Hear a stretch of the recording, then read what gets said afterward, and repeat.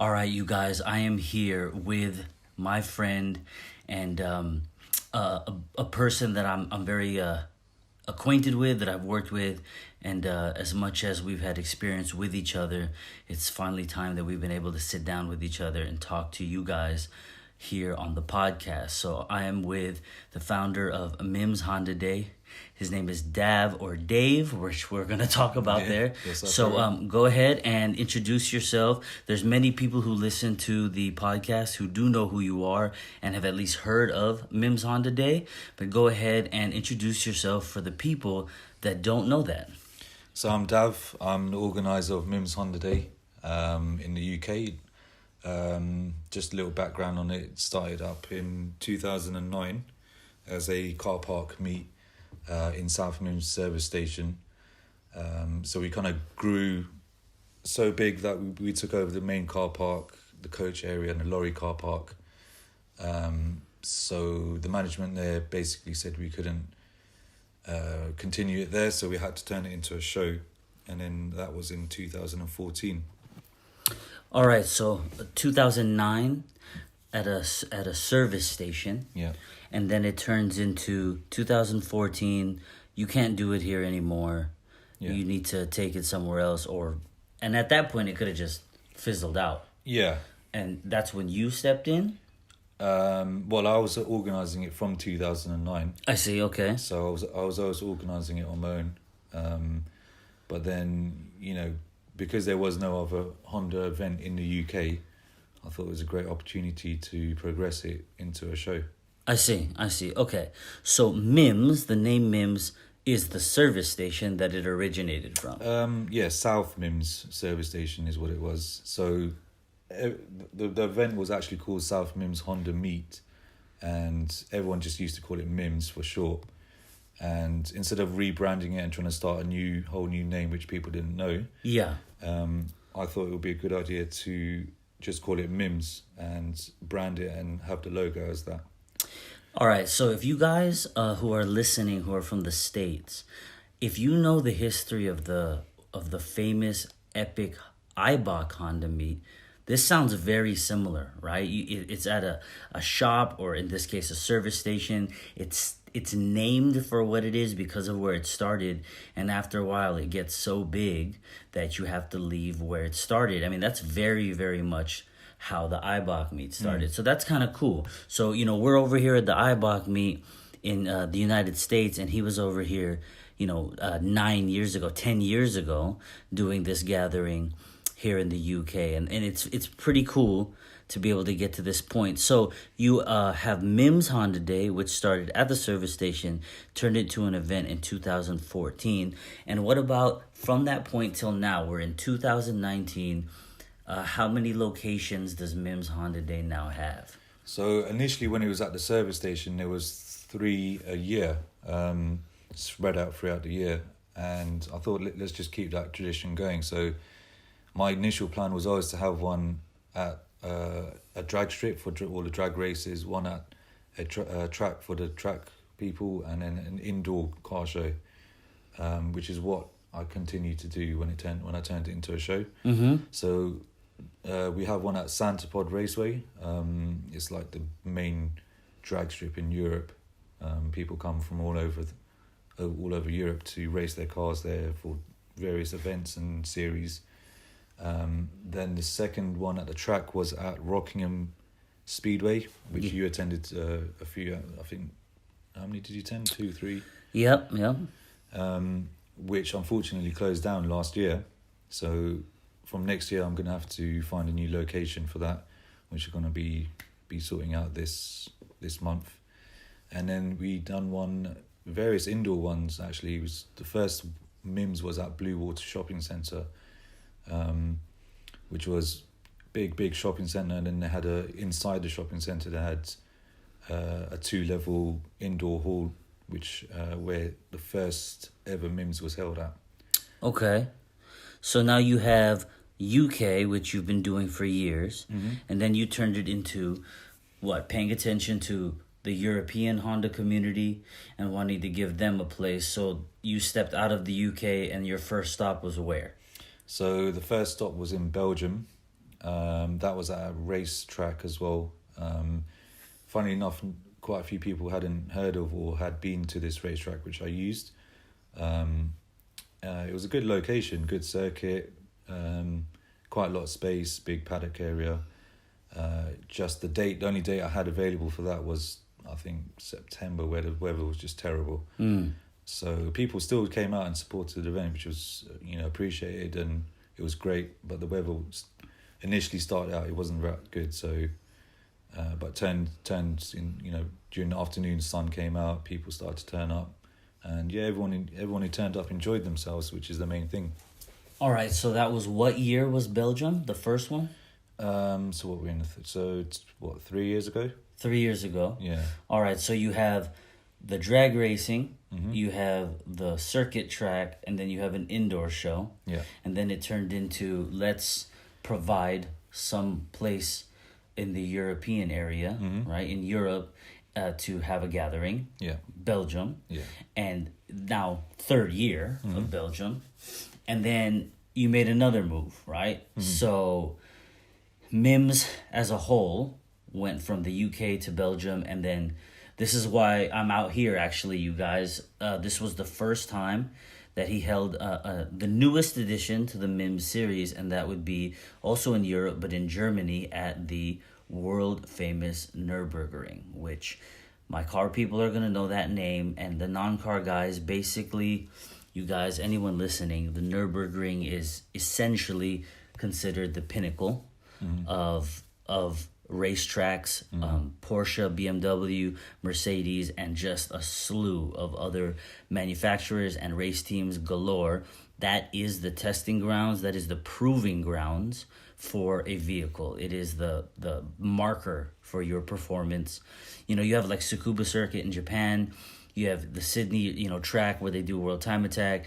North America has Buttonwillow Clockwise 13, which is kind of like the marker. But the world marker is pretty much, without a doubt, the Nürburgring. And this went from a small service station in the UK to now having the first gathering at the Nürburgring. So how, Dav, did that even come to existence?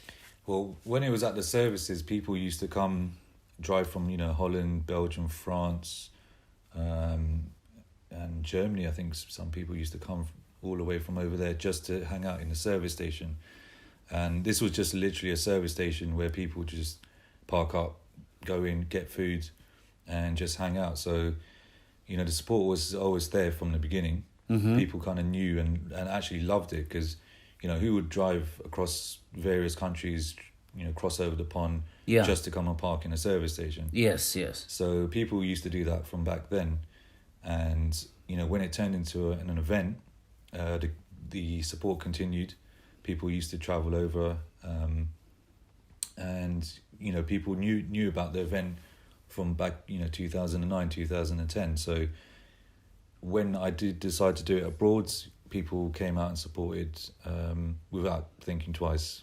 So the last 2 years was in Belgium, and then Nurburgring, you can't really, as you said, you can't get a better venue than that. So, You're right. Yeah, so it's just, it was just the right location to move it, progress it into.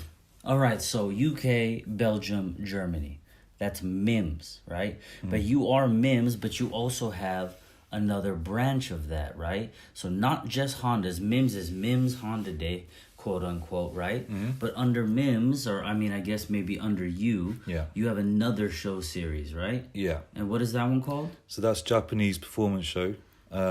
Just like MiMMS, there was no other Honda event in the UK. So, and with Japanese Performance Show, there was no other indoor Japanese car show in the UK. Loads of people used to tell me, why don't you do, an all car event, and I'm not just Hondas. Yeah, or just even VWs, Hondas, Japanese cars, all sorts of cars. Yes. And there's plenty of them in the UK. And, I always want to do something which is different to people. I don't like to be the same as anyone else. Yeah. Even if it comes down to building a car.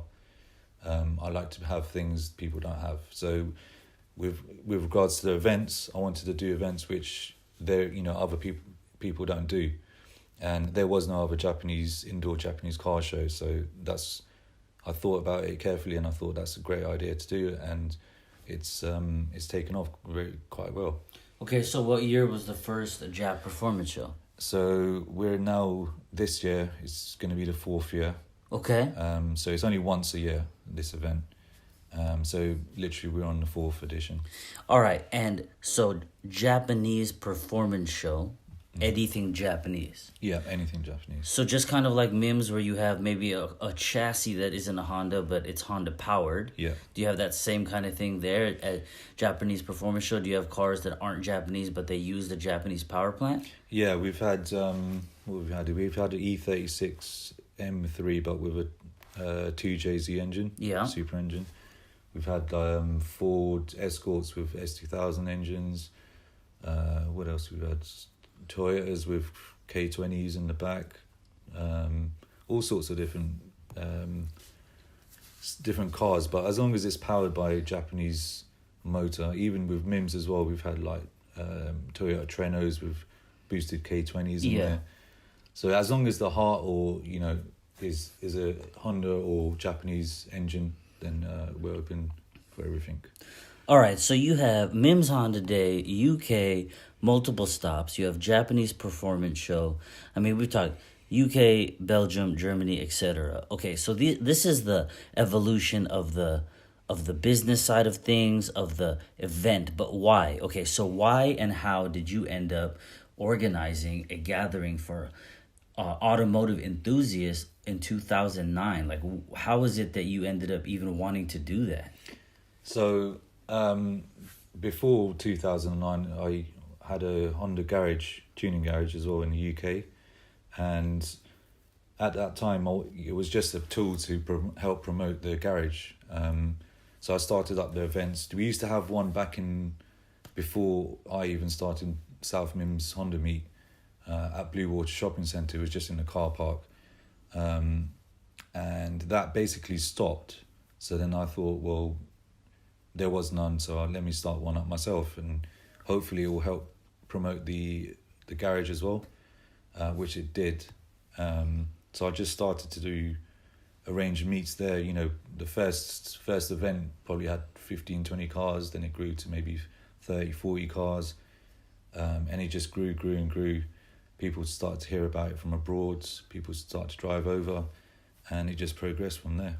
Okay, so that's the event, and preceding the event, you have the garage, right? Yeah. The shop, as we would call it. Yeah. But what about preceding that? That's still a car-based business, and clearly you like cars, but go even farther back.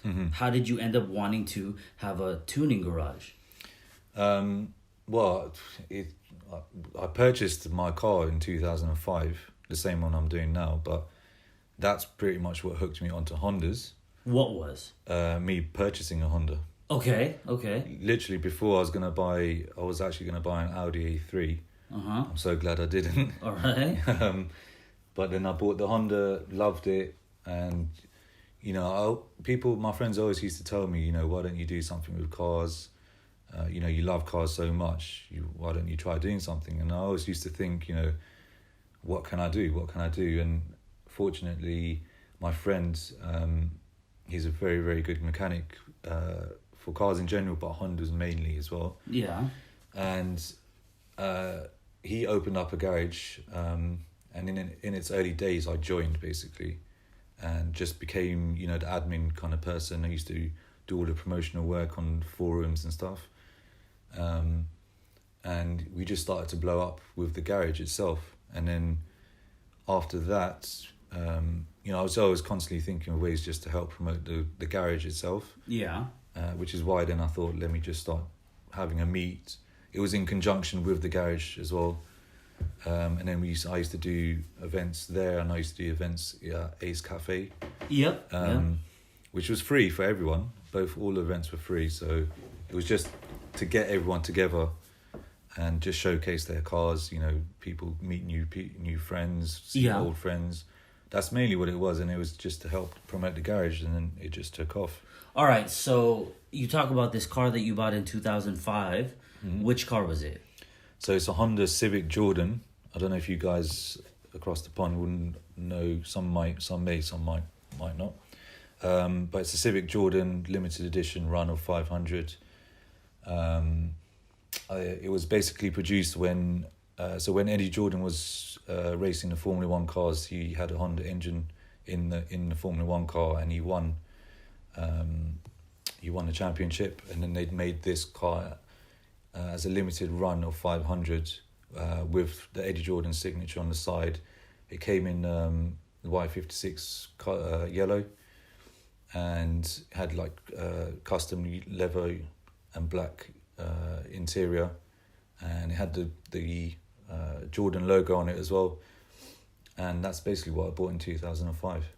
All right, so that was an EK, Yeah. limited edition, very rare, and you have pretty much destroyed any part of it that is a Jordan. Yeah, I think the only thing which is original is the plaque, which is in the center console.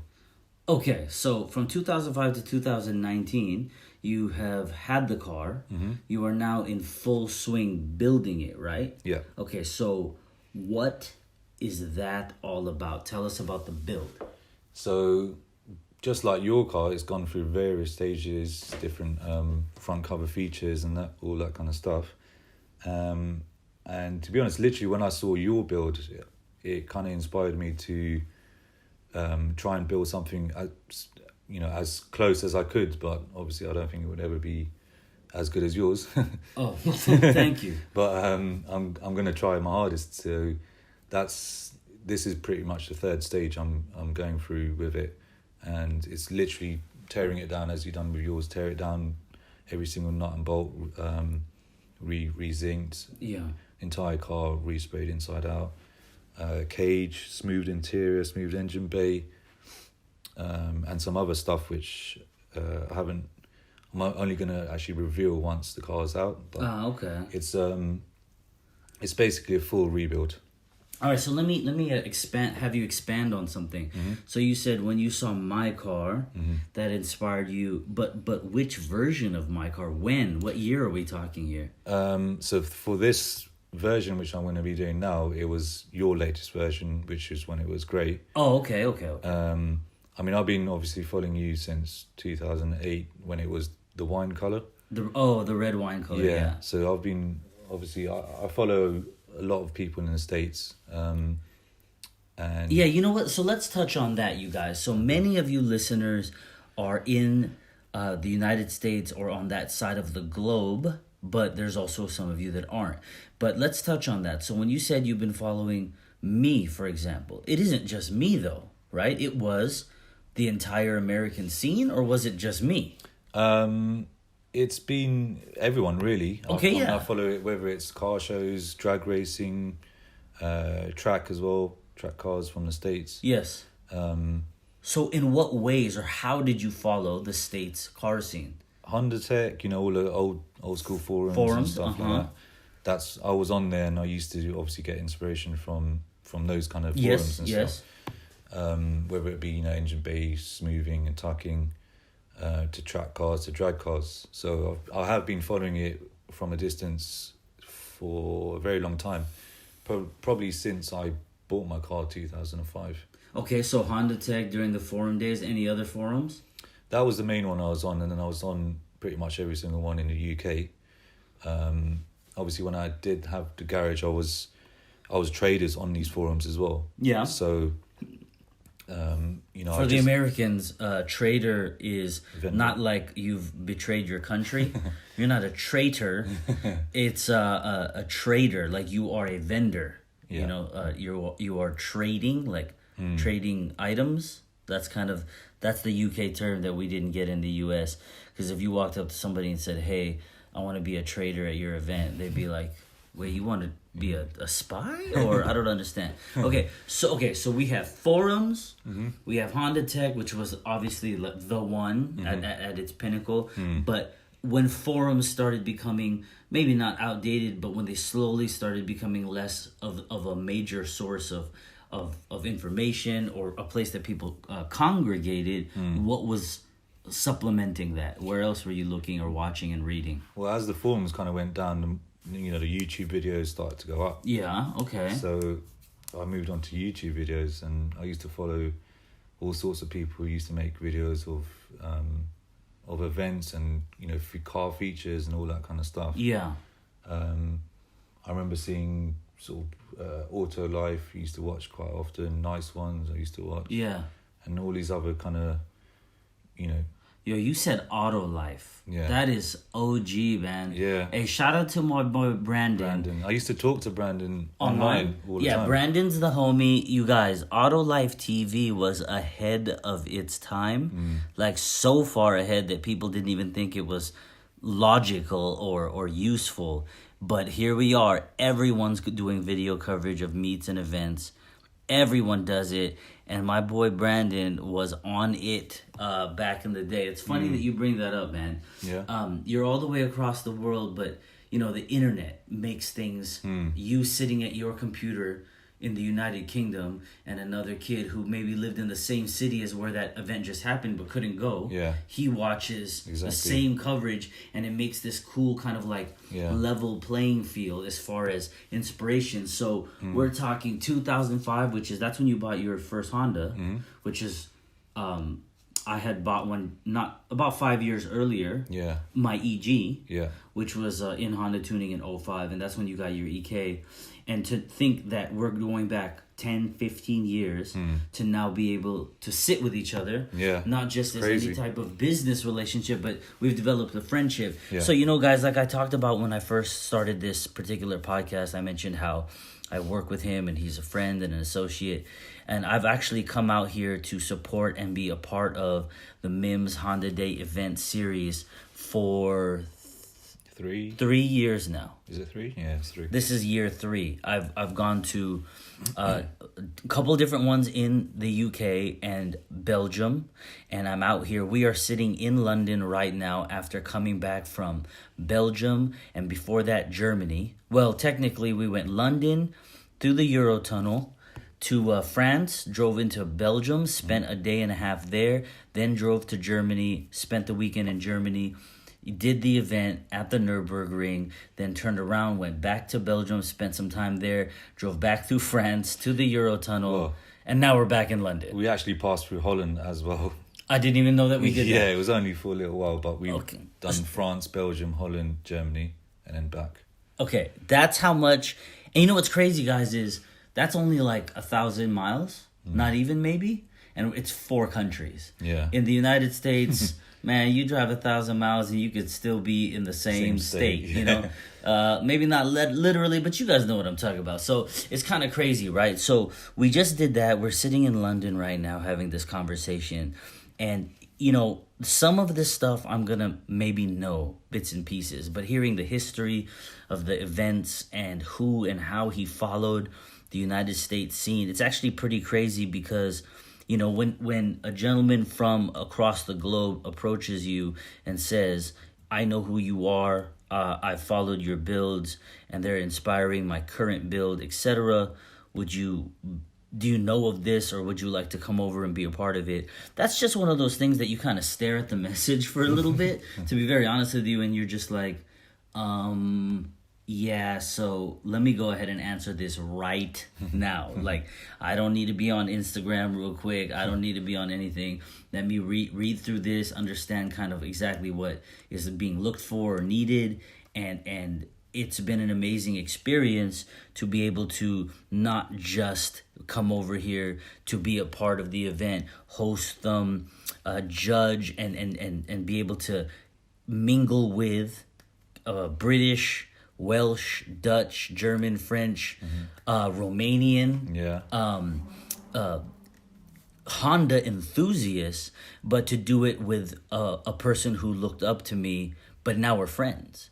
And that's kind of what, I'm all about when it comes to the Think Bigger project, Think Bigger podcast. I'm always talking about, culture and community, but that's kind of why I think it only makes sense that I've developed this rapport with Dav, because that's what he does the events for. It isn't some kind of like, I'm going to be rich throwing these car events, but there are far easier ways to make a few dollars, or in this case, pounds. Yeah. But I mean, we've talked about it, right, Dav? You know, it isn't about mass numbers at your events. No, it's quality over quantity for Okay, me. so people have to email pictures and you have to approve it. Yeah. Right? So there you go. So he keeps a certain tier, a certain quality at the events, but it's really about the community. Like you do this because you care about the global Yeah. Honda and import community. Yeah. So touch on that. Why do you care about the global Well, community?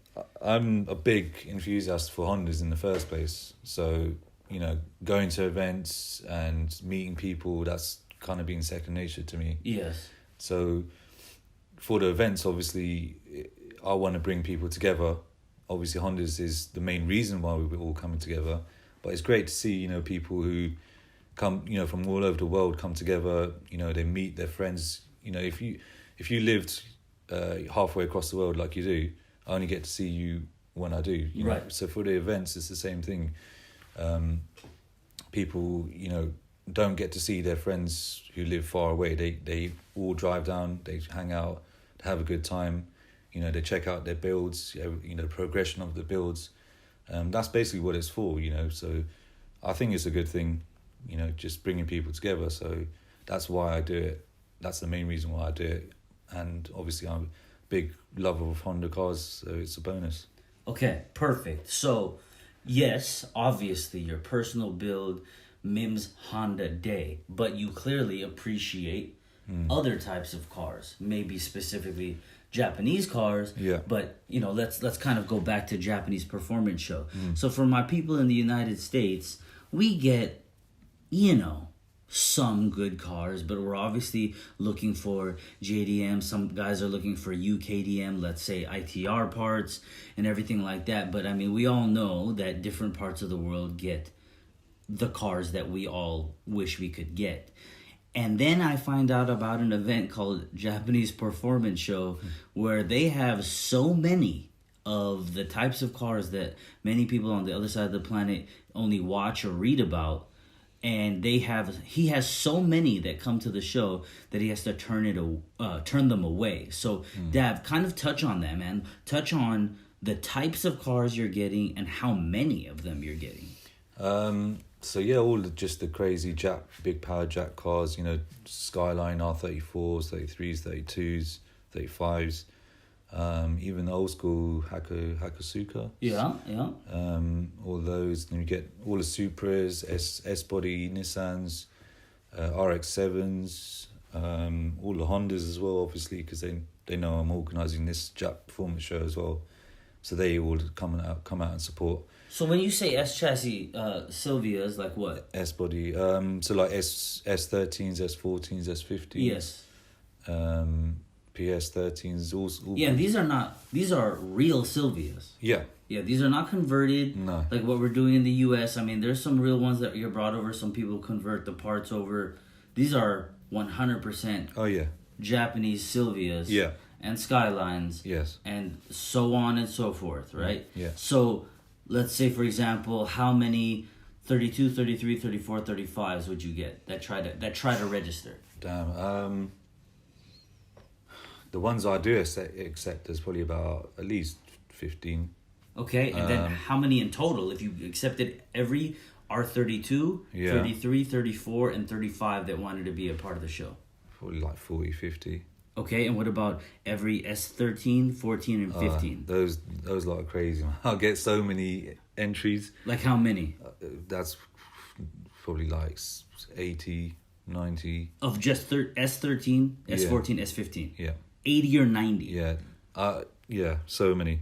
You know, it's So funny. many. You guys know, for the car guys that know, I travel to various places in the US, and obviously I'm here in the UK right now. But in the US, I could do 10 events across from California to the East Coast, and I will see 2 S13, 14s or 15s, maybe like 4 Really? 32, 33 or 35s, and maybe like 1 RX-7 and 2 Hakos. So that's under 15 of every chassis. Yeah. And he's getting 80 or 90 of the Silvias, 40 or 50 of Skylines. And Yeah. you're just like, I don't even think there's that many of them in my state. I mean, the Sylvia Club alone have I think they booked like 30 or 40 cars just as a club stand. I see. Let alone how many I've accepted for the indoor part. Okay, so the last Japanese performance show, how many total cars did you have in the event? It was around 700 to 800 cars, and that's last year. Obviously, was the third event. Yeah. So it's still in its baby years. Sure.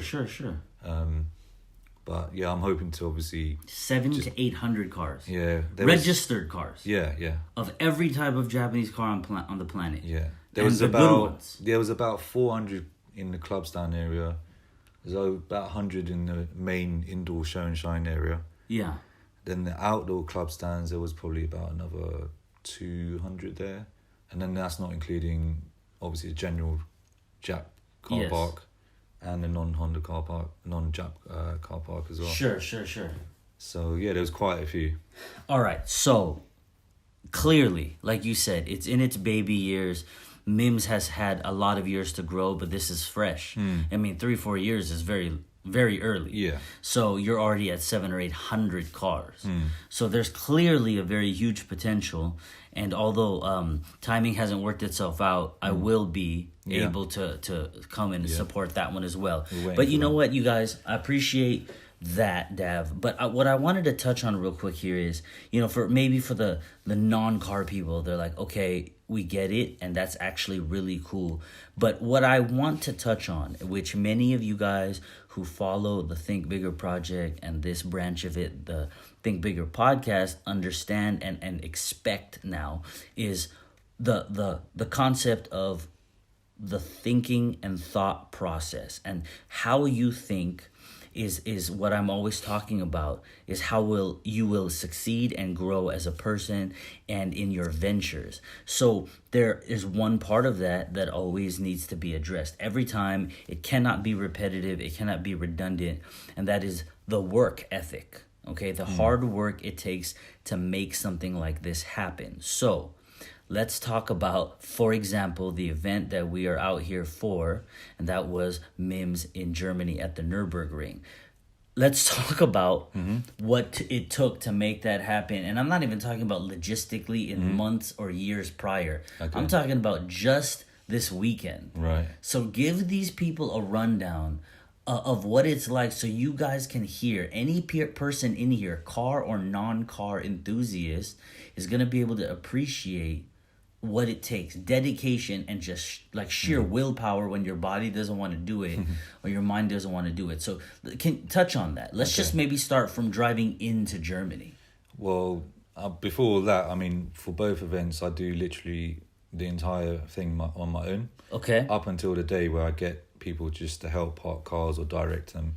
So everything else I do literally by myself, floor plans, meetings, all that kind of stuff. But for this specific event, we drive obviously, hour and a half to the Eurotunnel, put the car on the train, go underneath the Channel Tunnel, and you pop up in France. Then you drive through France, Belgium, Holland, and then into Germany. That alone is probably about a 5-hour drive, just from Calais to the Nurburgring. This event, we turned up to the Nurburgring on the Saturday, the day before the event, at midnight. Started to set up there and then until 3 o'clock in the morning we left, I think. Yeah, about 3:30. Yeah. Then we went back to the hotel. I didn't really sleep. Was up at 5, getting ready to get back to the venue for 6 in the morning. And cars started to turn up about 7:30. Done the entire event, which finished around 4 o'clock in the afternoon. Yeah. Packed up, and then we were finished for the day. So it was literally, what time did we leave? We left on Friday, then drove to Brussels. So yeah, I mean it's quite a bit of a trek. All right, you guys. So we're talking about by the time we made it, the way timing worked out, we made it to the Nurburgring pretty much right at midnight. Yeah. When, by the way, that it wasn't a coincidence. That was because that was the earliest they told him he could begin. So you literally had to work through the night. Yeah. And there was a handful of people who have been supporters and attendees of MiMMS that helped out. But it's 12 till about 3:30. By the time you go back to the hotel, drive, park, get out, shower, whatever. I mean, it's really about 5:30, and then it's time to go back. Yeah. You know, I slept 45 minutes that night, maybe an hour max. Yeah. You slept pretty much zero. I didn't sleep, yeah. A couple of the volunteer guys who are part of the group who helped profoundly, maybe 2 hours. Yeah. 3 hours max. Yeah. And then you go do this event. And you end at 4, and by the time you tear down, make sure the place is clean. You know, it's 5, and you finally get to leave. And at that point, you're completely destroyed and fatigued, and you just want to get some food, but you're so tired you don't even want to drive to get some food, Yeah. But you guys, you're talking about emails, phone calls, meetings, maybe even having to fly or drive to another country if you have to meet in person. Yeah. Sometimes 6 months or even a year or longer in advance. All of this is, maybe that seems really obvious to you guys, but he does 99% of it completely by himself until day of. And then there's people that help to make that happen. But the work ethic and passion is never going to be underrated. It cannot be. You have to understand that you can, you guys, I always drive this home, right? The whole passion, drive, and focus that I talk about is, it is serious, okay? Everyone has passion, right? You put 500 guys in a parking lot meet, all of them are passionate. Okay, that's great. You're passionate. You have to have the drive, which is your work ethic and your willpower and your perseverance. And then you have to have the focus. You have to be able to stay focused on the end goal. What are you trying to accomplish? When you put those three together, this is an example of what you can accomplish. But without the three, you're probably just not quite going to ever be where you need to be, and you're going to really wonder why all the time. Yeah, I agree with that 100%. You have to have all three. You can't have just two. Yeah, you can't just be focused. You can't just have a good work ethic, because a good work ethic without the passion, you're just working. Yeah. And people can only work for so long. And there you go. So you guys, across the globe, you have how the internet and the evolution of forums and magazines slowly to YouTubes and Facebook groups. Now the new forums are kind of like Facebook groups. Yeah. Right? That's where people Social chit-chat. media, and it's interesting because I haven't had a Facebook a page in 7 years. And my life is amazing without Facebook. I hate Facebook. Yeah, I don't use Facebook at all for personal use. You know, things happen in my life and people are like, I didn't know. I'm like, because why would you know? How? Why? Yeah. I don't post any of my personal stuff on Facebook. It's literally for the business kind of stuff and events and that kind of stuff, and just to share really Honda stuff as well, or Japanese car videos, that kind of stuff, pictures. You know, literally, if you go on my Facebook, you might see a picture I've been tagged in, but I don't do selfies and you know all that kind of stuff. It's literally just pictures of my car or, you know, cars from the events. Yeah. Yeah. You know what, so you guys, I'm going to kind of embarrass him right now real quick. So Dav is a very, I don't know, I would say shy person. I mean, I guess shy is not too bad. Some men are like, hey man, don't call me shy. That's not a masculine word. But I mean, that's okay. Yeah. And so, what I want you guys to do is take the time. I will tag him. But if you go to my Instagram page, I did post up a picture of his build that he mentioned earlier. It is a EK, a yellow one. You can look for that. It's a garage shot, and you can get a very, if you kind of zoom in and pinch your fingers and get a feel for what's going on, you start to get an idea of what that is. It's the foundation of it. You can see some of the bay. You can see some of what's going on with the front end, etc. And and it's going to get done fairly soon. There's a lot that's been handled chassis wise. There's other stuff to come, but he wouldn't really be the type to say, "Hey, go look at this." I'm telling you guys, you can go to his page, follow the MiMMS page on IG, his personal page, which I'll make available to all of you guys, and on my personal page on IG, so you can see it, follow it. There's also a MiMMS YouTube channel. And the official, for example, you guys want to get a feel for what the MiMMS events are like, which you will if you YouTube it, but you can also go to their YouTube channel, my YouTube channel, and see the official MiMMS Santapod Raceway video that he had done. Great work. It shows you the environment, the types of cars, and whether it's cold, blistering cold, English, rain. Yeah. People still come out. The passion of the car enthusiast community has really been kind of captured here. And these are all types of things that, he may not really... He's sitting right here, guys. He hasn't left the room. I'm just, making the guy get a little embarrassed. But these are all things that, encapsulate what MiMMS and he is all about. And that's why I'm out here in London with him. We just came back from all those countries, driving through them, and Germany and all that. It isn't just, it's the Nurburgring and whatnot, working with people who have the same foundation, the same passion. It isn't about money. It's about community and conversation and cars and culture. And that matters. And that matters to him and to me more than any type of monetization.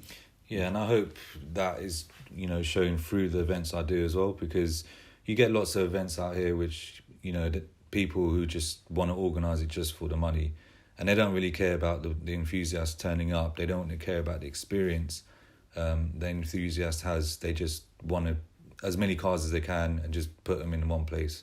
But for me, it's more, it's more of the passion thing, and hopefully it's shown through the events. You guys, this is the type of thing that the Think Bigger Project's all about. People and ideas that aren't just in someone's mind. They become real. They make them real, and they make them real through the passion, drive, and focus that I'm always talking about. So out here for I think this is maybe my fifth MiMMS event. Yeah. Being able to host it and judge, like he mentioned earlier, it isn't just me. He has his eyes and his ears tuned into various parts of the world. He's traveled to Thailand. Let's talk about that in a second. But, other U.S. individuals, right? So, who else from the U.S. have you brought over to be a part of the event? And then we'll segue to Thailand. Yeah. So last year at Santapod, the one you came to and hosted and judged, we had Ryan from Rywire come over and be a guest as well, just to bring him out. Everyone kind of knows who he is, and his work's great. So, he was one of the people I really wanted to bring out as well, and we made it happen last year. Okay, and who else have you had? And the year before, it was Frank from Downstra. He came out. Obviously, he's known all over the place as well. So yeah, he came out to the one at Rockingham. It was a good time, good meeting everyone. Yeah, people from across the world. So it's good to make new friends. All right, and so that's the U.S., some U.S. guys. But we were talking earlier, and you said that I know you had gone to Thailand. Yeah. But I didn't realize how long you were there. So let's talk about that real quick. How long were you in Thailand? So it was 17, 18 days. Okay. Yeah, it was all right, time. And what were you doing there for 17 days? Well, you can't fly halfway across the world. You can, but, I'd rather fly halfway across the world and then relax and have time to spend and, see the culture and the people and stuff. So, but that was last year. I mean, I think about 3 or 4 years ago was when I first went, and I met up with Pubs from Honda Night in Thailand. Where in Thailand? Bangkok. He's based in. Okay. He's basically the main person for the Honda stuff out there. He's basically what I'm doing, but in Thailand. Okay. It's funny because last year when I went, I was speaking to him about it. I was like, how did you start? And he was just basically telling my story, but in Thailand. small yeah, station. And yeah. He's the only person doing it, all that kind of stuff. And so I came out to one of his events. The hospitality that the Thai people shows is amazing. And yeah, I attended the event and I was blown away by their builds. And dude, the Thais make crazy they make serious cars, yeah, man. yeah, Crazy cool cars. Yeah. I've had a taste working with an event series in Indonesia. Yeah. And there were some Malaysian cars, yeah, some Thai cars that made it over, but it's sort of the same feel. Yeah, but everyone pretty much says in that part of the world, it's Japan, of course, and Thailand next, and then maybe Indonesia, Malaysia's right there underneath. But Thailand's cars are crazy. Yeah, they're serious. So you're working with him.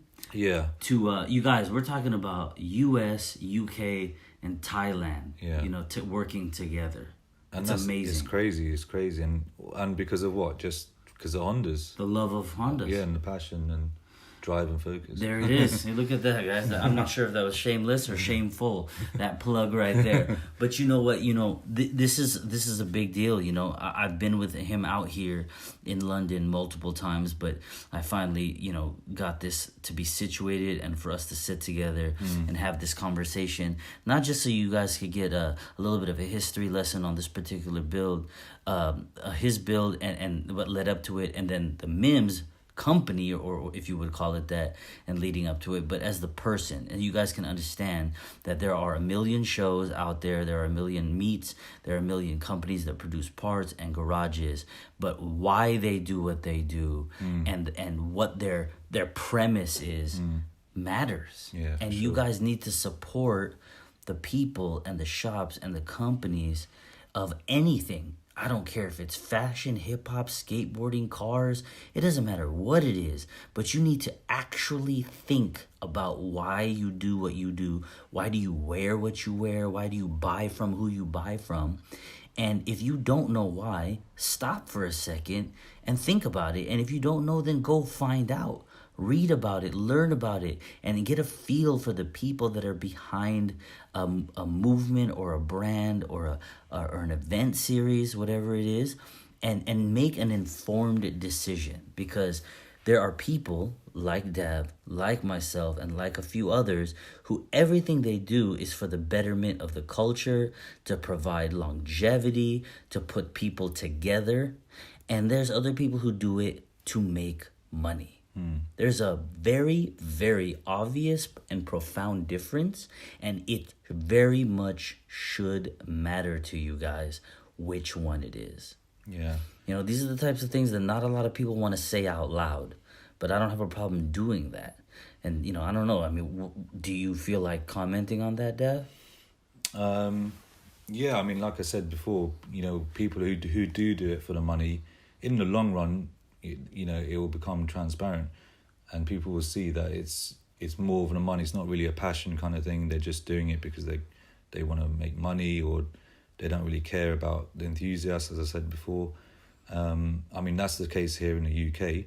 You have all these big shows. They're big shows because they're part of certain companies and stuff like that, which have money to spend on the show and venues and that kind of stuff. But people who attended, they start to realize, like, it's not really, the show's not geared around them. It's geared about them, the people taking their money for the show. So the experience of the actual enthusiast who turns up to the event, it's not a good one. And once you start attending events multiple times, you start to realize that that is the case, which I'm trying to avoid that entire situation. Yeah. So hopefully people see the passion through the events, yes, the organisation, the experience the enthusiast has as soon as he turns up to the event. Even before he even comes through the pay gate. So I look at everything when I do it. I want everyone. I try to make every single person who comes happy. It's a very difficult task because you can never please everyone, but sure, I try my absolute hardest to do that. Well, I mean, you guys, that alone right there says it. I mean, in a day and age where you could easily have a rebuttal for that and be like, well, you're not gonna please everyone, so why try, or something like that. You have somebody who's still trying, and that makes me very proud to be able to come over here for as many as possible to be able to be here with the Brits and the Welsh and all these European Honda enthusiasts, and help bring the whole community together. And that's all because of Dav and MiMMS. So it's kind of a double thing here. You are a guest on the podcast. I've been waiting patiently. Okay. Yeah. And that is a very objective thing, but there's also a lot of personal interaction that we now have. It's kind of family like. We even argue like family. Yeah. And you guys, let's congratulate him real quick. He just got married. When I first started coming, it was his girlfriend, then it was his fiance, and now it's his wife. Yeah. And only because of some unfortunate personal medical issues, I was not able to attend the wedding. Yeah. But I mean, this is kind of what I'm talking about. You're talking about, first I'm a person from the states that he followed, then I became a business interaction. I guess you could just flat out call it that. And then it turns into a real life friendship that's almost now turned into like family. Yeah. So, it's a very beautiful thing, and I'm honored and I really appreciate that you are now a guest on the podcast, but also as my friend. Yeah, for sure. So I appreciate you, and you know what, guys, we will put on here and plug the different ways that you can pay attention to this event series and to Dav personally. So where can they find you, Dav? So Facebook, just MiMMS Honda Day. So MiMMS Honda Day. Yes. If you type that into Facebook search, then you should be able to come up with the page. On Instagram at MiMMS_Honda_day. So MiMMS is how you spell MiMMS. My personal one, if you want to call it that, it's mainly for my car build. That's at Dav _Plaha PLAHA. Jap Performance Show is Jap_Performance_show. And those are the two main ones I use. I use Twitter as well, but it's not as active as those two. Not Twitter, Twitter. Okay. Twitter. Yeah. So you guys, if any of you didn't catch that, if you're listening to this on YouTube, for example, I load this up on the YouTube channel. I'll put that in the caption. If you're, I do Instagram posts. There's a color-coded Instagram post that will be specifically for this episode. Feel free to comment there about anything that you've heard, anything you want to talk about, and also any of his information will be there on Instagram. Once again, the podcast, is here for a conversation. This is a community conversation. The community conversation series within the podcast is really simply a conversation with someone from the community who we can learn about and from. That's what it's all about, because we can all learn about each other, but more importantly, we can all learn from each other. That's what the Think Bigger Project teaches. That's what it's about. That's what this podcast is about. And finally, this has happened. All of this information will be available to you guys online. I encourage interaction, comment, share your agreements, share your disagreements, and observations and anything in between about anything you heard from Dav, from myself. And once again, Dav, thank you for being here. No, thank you so much, man. I've been waiting for a while for this to happen. I'm glad we are here together and it has happened. So, MiMMS Honda Day, Big Mike, the Think Bigger Project, the Think Bigger Podcast. We appreciate you, and we'll see you on the next one.